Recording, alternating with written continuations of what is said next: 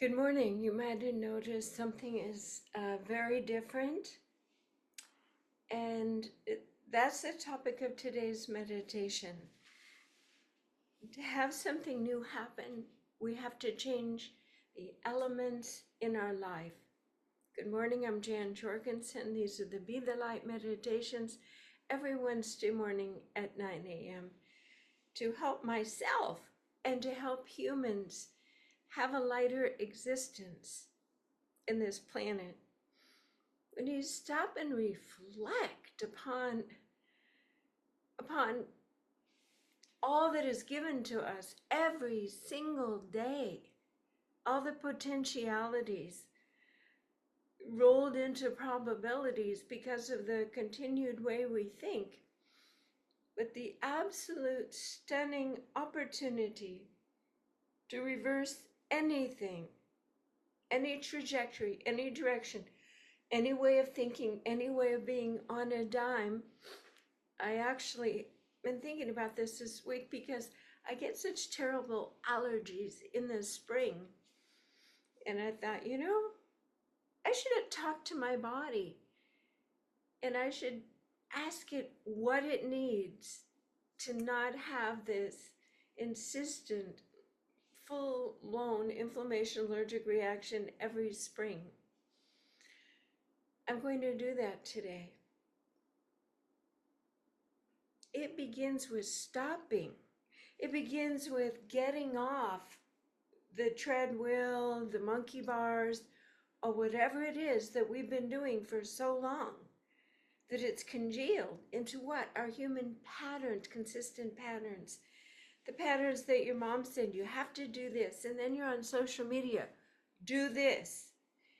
And then I learned, I'm going to give a talk this summer, and it said, when you go up on that podium, don't say hello to people are great to be here. Say, I'm done. And I thought about that. It grabs everyone because it's actually stating, I am choosing my state of being, my state of awareness. I'm done with that. And then, of course, it becomes a story of what are you done with and why, and what's the benefit, what's the payoff. Everyone wants a payoff. You want a payoff. You want to feel better. You want to think wider, have more resources, more abundance. AI, something's popping in right on my Zoom screen, talking to me. It's an amazing world. And we have even that at our fingertips. We have a to create false, fake, illusionary worlds, to not even look at ourselves the way we actually look. We have every tool at our fingertips. The only thing that stands between yourself and complete bliss, okay, I went to the upper end, you're saying, what about satisfaction in your life, is simply stopping, reflecting, and re-choosing. Your life is like a deck of cards, and you've chosen most of the time to live off one card. Think about it. The Joker, I'm the king. I'm the Hierophant, I'm the one that listens and then is quiet. We move ourselves into archetypes for a false safety.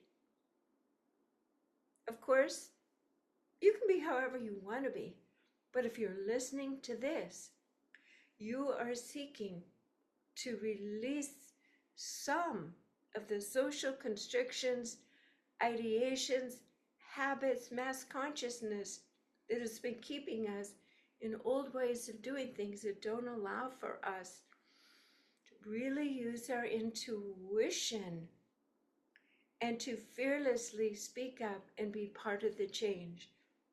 That is the absolute crux of why I do these meditations every Wednesday morning and come up with a theme or a gimmick to sit far away and have it be blurry. So this blurriness is all of the unconscious. Did you know that you've actually decided what you're going to do. This neurological fact, neurologists have proven this. You have already chosen what you're going to do before you even awaken to the idea of which one you're going to choose. If you have an idea of opening the door for fresh air, your unconscious has already decided, and you're opening and you're saying, oh, I'm opening the door.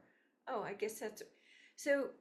It is a huge amount of GPS trajectory already in one direction. And what is that direction?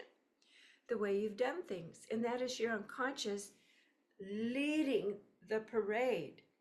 It is not awake, aware thoughts of, boy, if I open that door, I'm going to let pollen in, then I'm going to be worse. I have no safe place to go where I can breathe.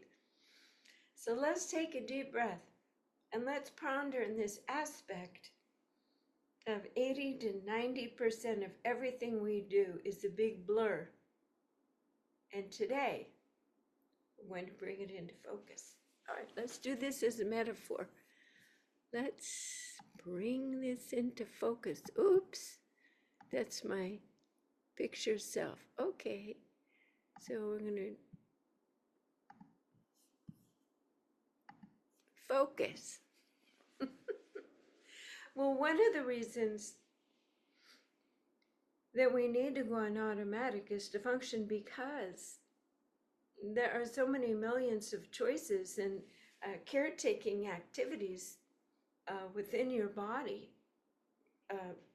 Pulse, breathe, stay upright. We're using a lot of bandwidth just to keep ourselves physically safe in an environment that has realms where we can feel safe. That you're saying, oh boy, I don't really have the luxury to slow down and to look at things clearly. I'm going to say you don't have the luxury to not do it, because things are changing. The rules are changing up so quickly of how to live safely, where to live, and how to live, and with who on this planet, that your list, your safety to-do list, which is unconscious, is actually hurting you. It's actually putting you in the lap of perpetuity. What's the word? Purgatory. Of old, outdated, unclear goals, plans, purpose, and mission. And if you are listening to this meditation, you've had an inkling for some time, and some of you even know that you are a visitor here on earth at this time. And your soul made a great promise and sacrifice to come and to discern and to look at with clarity, profound clarity of what energy does this hold? What does this mean? And how will this move forward in the way that I bring my energy into the room, into the table, to make the highest, best choices for all concerned? And you're not going to get that from the blur. You're not going to get that from your partner, your family. Even the minister at your church has certain constrictive behaviors of how he feels a woman your age, a man your age, should behave and be part of the community. Rules, rules, rules. Go unconscious, be happy, do it my way. You're here to break patterns, to break rules, and to look at them and not wantonly break rules, but to imagine, are they truly necessary? What's the underlying energy? Has it been created to demean, control, and dominate the human experience on earth? Many of the rules. I've read a lot of books about Christ, about Jesus, the way he thought and what he did, and he was an absolute heretic. He was against fixed systems that control people.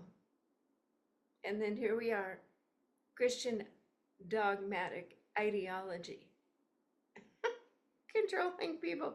I mean, the whole thing, the whole slate of almost anything and everything you look at has a blurriness, an intentional blurriness by the perpetrators for you not to see things clearly.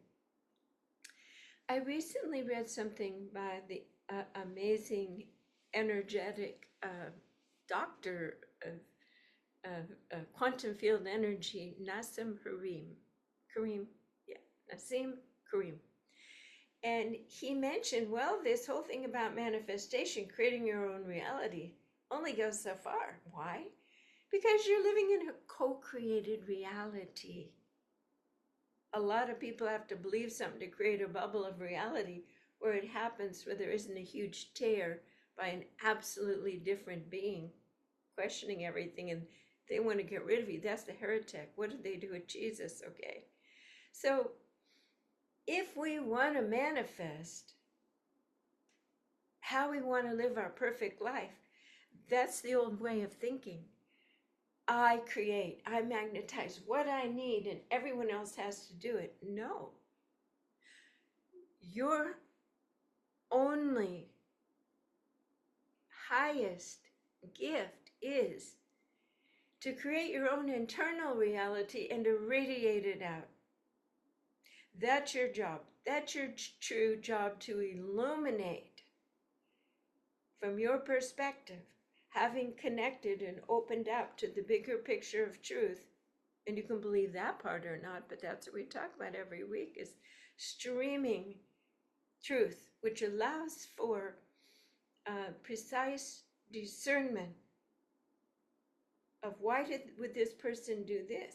Oh, because that's that ballet of how they avoid this, they avoid that, they go for that to avoid this pain. So to be a student, a wise student, and to be able to eloquently describe to people who are seeking answers the actual etiology or the compulsive behaviors, the fuzziness of their unconscious living, is why you're here as a teacher. Christ, Buddha taught. All the greatest religious, spiritual leaders taught non-attachment to what it is and allowing a cohesive, beautiful, reorienting sense of unconditional love and allowance to stream from them, so people wouldn't be glued tight into their behavior codes, ideologies that limit and actually exterminate entire populations at times on our planet. So breathe into this. Where do you sit in all of this? You probably think, oh, that's not me. I create my life. Look, I choose this toaster over this toaster, and I've got my new jacket on and I feel good. I'm talking about a different creation. I'm talking about being aware of your very thoughts. And that is where the energy, your mood, your activities are all generated from your thoughts. So the first thoughts that come through are usually the fuzziness, your unconscious. Oh, I'll do this, I'll do that. We act on every compulsive little desire, but also be aware, it's been proven that other people's thoughts can come in almost like it's talking to you in your own voice and you think it's your thought. That's a wandering thought. And they always say, if you have a thought, like a crazy thought, like you're going to pick up a knife and go on a rampage, most likely that is a marauding thought that is just passing through. You're never responsible for the first thought. Just be curious. Where would that come from? Why would I think that? Did I watch a movie and I'm recycling it? Did I pick up on that thought from some rageaholic over at Safeway when I was shopping? And it's just lingering. Thoughts have form. They don't go away. Thoughts have an energetic form. And what you are thinking radiates out. You think that if you're looking at someone and you're saying, oh my God, look at that person, they've lost a lot of weight, I hope they're not sick. You think that thought isn't bathing them and going in of like, ooh, maybe I'm sick. Our thoughts have radiation power. We know radiation, right? Think the same thing from the nuclear bombs. People are irradiated by your thoughts. Boy, that's a sobering thing. So if you're living a blurry life, unconscious, directed by authorities, it's anti-human, you're part of the problem. You're part of the disorganized hornet's nest of angry people, not happy in their hearts or connected to light, going around looking for someone to sting and blame the problem on them. So let's take a breath, because even as I say these words, these images are bathing your body and you're feeling maybe guilty or shame. Yeah, that's me. I do that all the time. But I meditate once a day. Okay? So we are looking to reorient an entire species on a planet to be awake and aware and to live in clarity of focus, connected to truth, in hearing the highest, next best thing to do. So I'm pointing out there's a lot of things going against this. There's a lot of odds, but you're going to keep going back to this path to be the light, because it's what you really are inside as a divine being here visiting Earth. And you will feel compulsive desire to keep back and trying to stand in your light, in your center of power, which is a God-given thing. It's who you are, and no one can take that away. They can try to dim it, blur it, be jealous of it, shame you, whatever.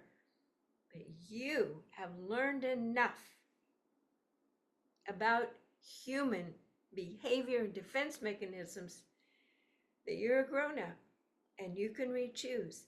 And every Wednesday morning, we choose to reboot our thinking, our thoughts into a new direction. When my children, if it was my children, this fella named Bolton, an inspirational speaker. They said, Mom, we learned the speaker, he said, we had to get rid of stinking thinking. Things that are like a bacteria, parasite, create problems. And we have to think clearly and more brightly is pretty much a summary of what it was. So it's not being a Pollyanna. Remember the movie Pollyanna, where she just the rainbows and she just subjugated everything into this bright light. They call it spiritual bypassing. No. We are eyes wide open. The older but wiser story for me, please, of truth, examination, discernment, testing, and trusting my knowing, no matter what anybody else thinks, says, or does. Trusting my connection with spirit. Why? Because that is me, mine, to bring through and carry and be. And my whole gut, my whole body knows that. So this is a path of learning to trust ourselves, that we can manage our thoughts in such a way they're reflecting factual reality, operational reality, and at the same time opening to new potentiality. Fabulous. Okay, well, let's do a meditation and get back into our center core, because that's the reason, the compulsive reason I do these every Wednesday morning. Let's take a deep breath through our nose and out through our mouth. We ask and intend to set a sacred space. We put our body in a beautiful geometric structure, just like this. We remove everyone else's thoughts, pictures of other people, our likes, our dislikes, all that bouncing around. Empty out. We ask and intend to come to the 0 point, the absolute 0 point within your heart, which is simply emptying out the stories, the constrictions. We ask to come precisely into the center of this 0 point, and we ask that our mind, our emotions, our physical eyes all align to eagle vision. We are not an actual prey bird who's ready to go. We ask that we are in neutral repose, and our eagle vision can see, allow, and take everything in with no emotional reaction. Calm. The new word is curious. What is moving in this world that I inhabit today? What is living? Who is living? What are they bringing? And I have a calm neutrality and a presence that allows whatever is in this moment to be what it is. I choose the next step to bring in a vibration, a feeling, through this curious allowance of unconditional love of what if I radiated out a specific formula of love that would allow for that nonsense, for that game to be ended, of control over, and the new game of power with can be instituted within that person, within that community, within that world council. Listening, conversing, problem solving, feeling and listening and caring from the eagle vision, a very high place. To see and think, to see and allow things as God has allowed them to unfold. To have the eyes of Buddha, Jesus, Krishna, Mary Magdalene, Kuan Yin. To stay calm. It's been proven the minute we're not calm, our brain throws out logic and facts. We are hijacked into that flight or fight of fear, which makes all wise choice fuzzy and inaccessible. So feel into your body. If this feels like the truth, we ask and intend that we open our heart and connect it with our mind. And we know that our heart has this huge, radiant, electromagnetic field that can recalibrate all the triggers and flight or fight in our mind now. In fact, our heart is radiating out a very high degree of consistent, synchronized, harmonious vibrations that allow for a seamlessness to occur in your calm, neutral countenance, energetic field now.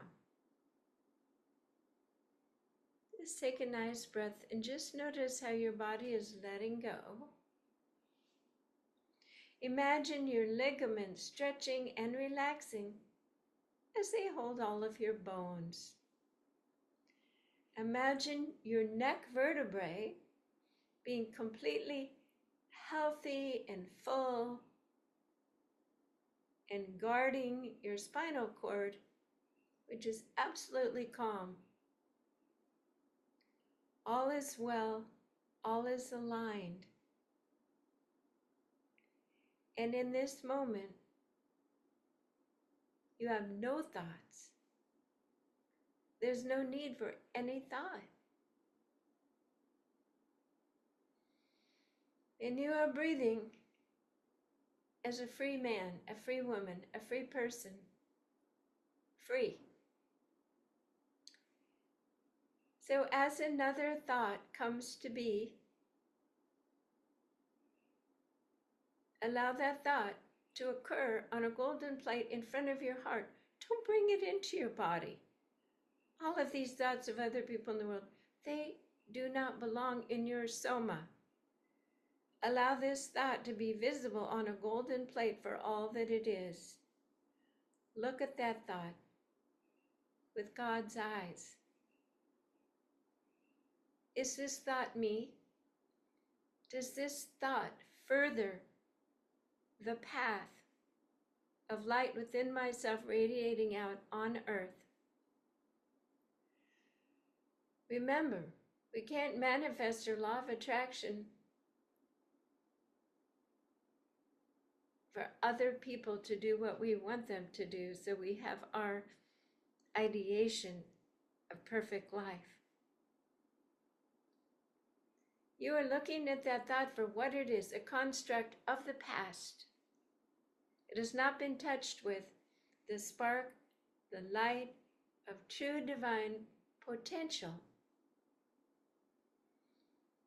And what allows that thought to come alive and awaken is your soul's ability to give it a spark, to light it with a yes.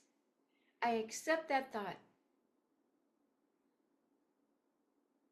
My breath blows on that thought like an ember so that it becomes alive and it becomes a radiant source of goodness in the world. I no longer have unconscious, lazy thoughts controlling me. I see that thoughts are the horsepower of how choices are made and actions are created. I am honoring the power of each individual thought that comes to me and used to come through me, and I allow it to have its moment of discernment on this golden plate outside of my heart. So my heart can rest outside of the din, the matrix, the duality. I am choosing peace. I am choosing the eagle eye that only dives down and breathes life in to the thoughts that have absolutely vitality and merit on my spiritual journey to bring more light to the planet. Beautiful. So let this truth of what I am bringing go into your entire body and try it on and try to do it today.